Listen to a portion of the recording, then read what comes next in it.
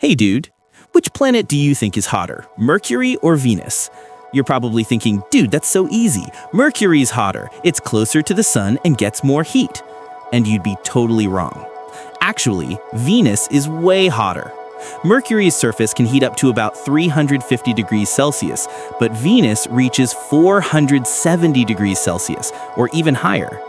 That's because Mercury has almost no atmosphere, while Venus has an extremely thick, dense one made mostly of carbon dioxide.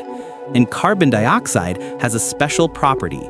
It lets visible sunlight pass right through, but traps the heat trying to escape as infrared radiation. Here's what happens. Sunlight hits Mercury's surface, it heats up to 350 degrees Celsius, and like any hot object, starts radiating that heat away as infrared light.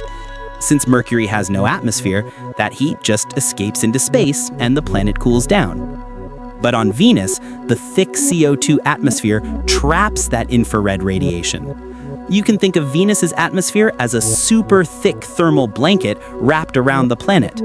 That's why it's so much hotter. It's the greenhouse effect in full force. Mercury has no blanket, no atmosphere, so even though it gets more sunlight, it's actually much cooler than Venus.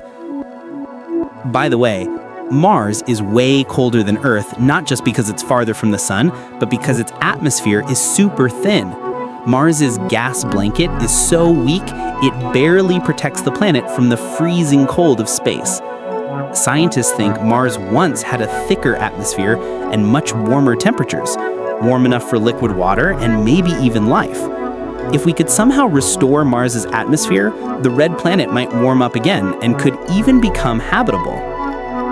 So a planet's climate doesn't just depend on its distance from the sun, it also depends on the density and composition of its atmosphere. Now you know. By the way, you might be wondering, why do Earth and Venus have thick atmospheres, but Mercury and Mars don't?